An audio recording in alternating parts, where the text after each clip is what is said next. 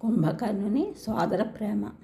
రావణుని వలన మన వంశానికి అపఖ్యాతి కలిగింది. మళ్ళా నీ వలన మన వంశానికి మంచి ఖ్యాతి వస్తుంది. పిందె పుట్టబోయే ముందు పూలను చిదమవద్దు, రాముని పక్కకు వస్తే నీకు ఎదురే ఉండదు అని విభీషణుడు కుంభకర్ణుని పాదాలు పట్టుకున్నాడు. కుంభకర్ణుడు కన్నీరు కారుస్తూ కాసేపు ఏమీ మాట్లాడలేక ఎలాగో గొంతు పిగిల్చుకుని ఇలా అన్నాడు. తమ్ముడు, చిన్నప్పటి నుండి అన్నయ్య నన్ను ఎంతో ప్రేమగా చూసేవాడు.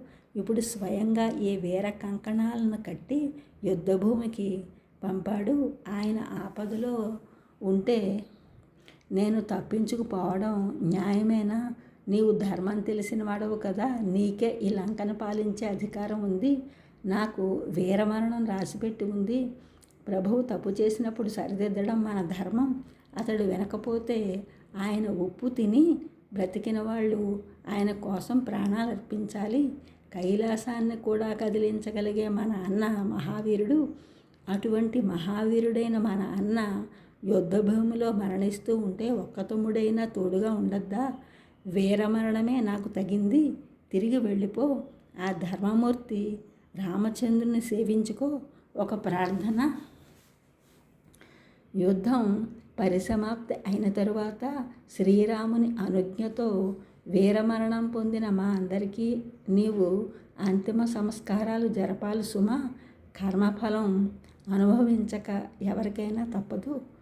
కుంభకర్ణుడు విభీషణుని గట్టిగా పట్టుకుని మన సోదర బంధం ఇంతటితో తెగిపోతున్నది అని కన్నీటితో అతన్ని తడిపాడు.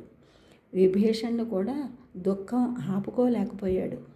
అన్నపైకి ఒరిగిపోయాడు. ఇద్దరి జీవాలు అల్లల్లాడిపోయాయి. చివరకు ఎలాగో విభీషణుడు అక్కడి నుంచి రాముని వద్దకు తిరిగిపోతూ ఉండగా రాక్షస సైన్యం మా జాతి గుణాన్ని వదిలి వేదమూర్తిని ఆశ్రయించిన ఇతని జీవితం ధన్యం కదా అని మనసులో అనుకున్నాయి.